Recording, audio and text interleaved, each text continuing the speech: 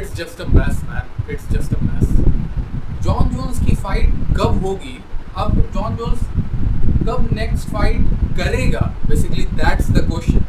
मतलब कि कब होगी ये, मतलब डेना वाइट के हाथ में नहीं है, क्योंकि हमको ऐसा नहीं लगता कि जॉन जोन्स काफ़ी मतलब अच्छे तरीके से मैनेज किया जाता है। उसके पास मैनेजर कोई अच्छा नहीं है जो उसका करियर अच्छे से मैनेज करे, क्योंकि उसको अच्छी एडवाइस नहीं मिलती है, हमको ऐसा लगता है। क्योंकि मतलब कभी वो पब्लिक निगोशिएशन करता है, कभी प्राइवेट निगोशिएशन करता है, कभी मतलब अपने करने धरने की वजह से जेल में रहता है, कभी मतलब आई डोंट नो मतलब कि वो मैनेज कैसे करता है या मैनेज उसकी लाइफ कैसे होती है। क्योंकि he is the best and he is the best light heavy wait.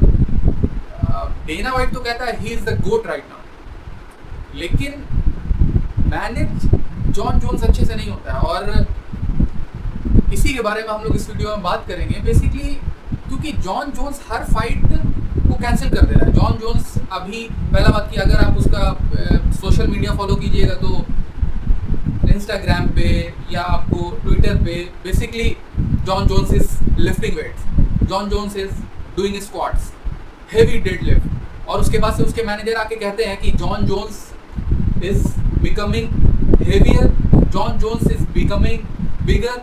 ठीक है, मतलब हेवियर बेटर, ठीक है, मतलब कि उसके पास ज़्यादा पंचिंग पावर होगी, ज़्यादा फोर्स से वो थ्रो कर पाएगा। लेकिन they are saying John Jones becoming quicker.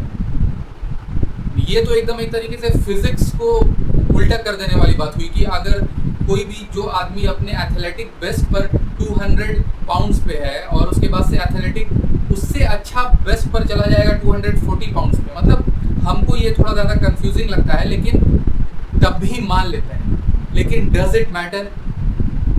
It doesn't matter, क्योंकि आप फाइट कीजिएगा तभी तो पता चलेगा सामने वाले को कि आप ज़्यादा एथलेटिक हो गए हैं या कम एथलेटिक हो गए हैं, या मतलब क्या बोलते हैं हेवियर हो गए हैं, या आपके पास उतना ज़्यादा मसल है जितना इंगानू के पास मसल है।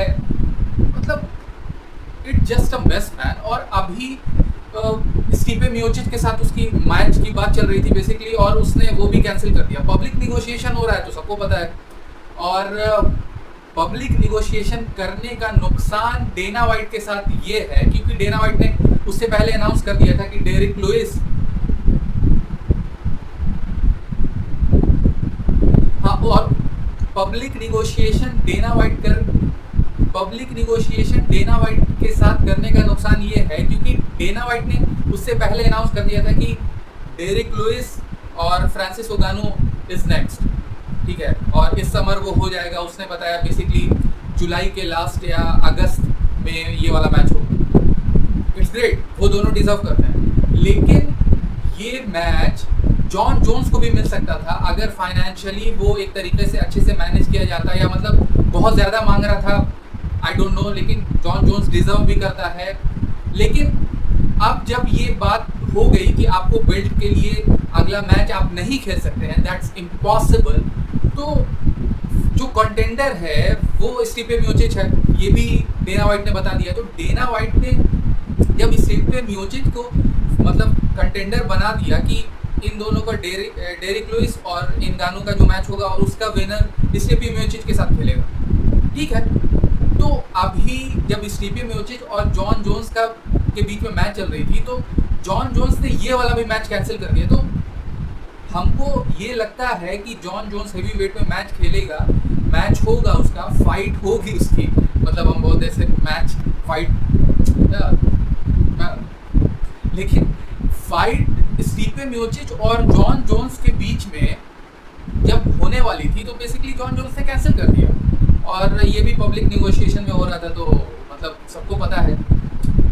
लेकिन ये भी हमको ऐसा लगता है कि जॉन जोन्स हेवी वेट में फाइट करेगा, क्योंकि कुछ दिन पहले जब बात चल रही थी कि इजराइल अलासानिया और जॉन जोन्स के बीच में मैच होगा और वो लाइट हेवी वेट में आ जाएगा, जो इजराइल अलासानिया आया था जब जैन ब्लैकोविच जब चैम्पियन था, अभी भी है, और बेसिकली उसके बाद से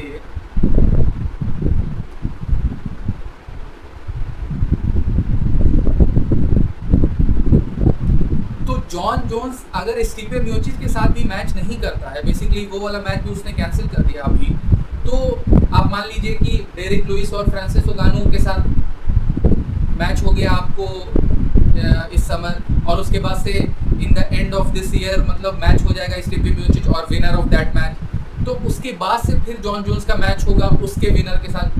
वो जॉन जोन्स के साथ हम इतना श्योर है कि जॉन जोन्स का हेवी वेट में मैच होगा, क्योंकि बेसिकली वो और करेगा भी तो क्या करेगा कि मतलब वो काफ़ी ज़्यादा अच्छे से तैयार कर रहा है और काफ़ी ज़्यादा कमिट है, ये बात सही है, और फाइनेंशियली उसको अच्छे से मैनेज किया नहीं जा रहा है, हमको ऐसा लगता है, लेकिन तब भी जो है वो है। लेकिन ये भी बात आप देखिए कि आदमी एज के साथ साथ एथलेटिक परफॉर्मेंस उसका इम्प्रूव नहीं होता है।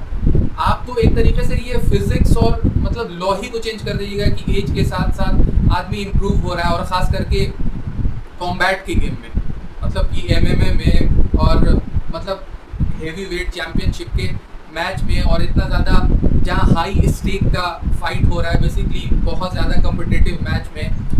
तो लास्ट फाइट जो जॉन जोन्स की हुई थी वो फरवरी 2020 में हुई थी, और ये भी आप देखिए कि जॉन जोन्स की कुछ सालों से फाइट बहुत ज़्यादा क्लोज हो रही है। इसका मतलब कि ओपोनेंट को पता चल जा रहा है, ओपोनेंट प्रिडिक्ट कर पा रहे हैं कि जॉन जोन्स क्या करने वाला है नेक्स्ट, या ओपोनेंट उससे अच्छे हो रहे हैं। बेसिकली इतना तो कहना मतलब सही नहीं होगा कि जॉन जोन्स से ओपोनेंट उसके लाइट हेवी वेट में अच्छे हो रहे थे, लेकिन प्रिडिक्ट कर पा रहे थे कि जॉन जोन्स का नेक्स्ट मूव क्या होगा। और जॉन जोन्स को यही यूनिक बना रहा था 5 साल 8 साल पहले कि जॉन जोन्स को कोई प्रिडिक्ट नहीं कर पा रहा था। तो ये सब जो एबिलिटी है वो एज के साथ साथ धीरे धीरे कम होती जाती है।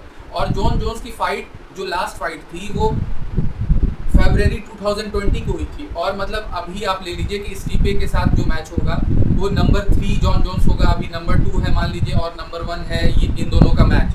तो बेसिकली ये भी 1 साल 1.5 साल लग जाएगा। तो एक तरीके से ये लॉ को मतलब चेंज ही करना हुआ कि 2-2.5 साल के बाद फिर से कोई फाइट करने आएगा और हेवी वेट चैंपियनशिप के लिए फाइट करेगा, और वो पहले से बेटर होगा। पहला बात कि वो पहली फाइट होगी जॉन जोन्स की हेवी वेट में, और वो डिजर्व करता है कि वो बेल्ट के साथ उसका फाइट हेवी वेट चैंपियनशिप के लिए हो। इसी वजह से वो स्टीफे मियोचिच के साथ फाइट नहीं कर रहा है कि वो उसके पास बेल्ट नहीं है, मियोचिच के पास बेल्ट नहीं है, लेकिन इस जो चैंपियनशिप के लिए जो फाइट है उसमें अभी 1 से 1.5 साल टाइम लग सकता है, और लास्ट फाइट जो थी उसकी वो 1 से 1.5 साल पहले थी। तो this time gap will I think will hurt John Jones.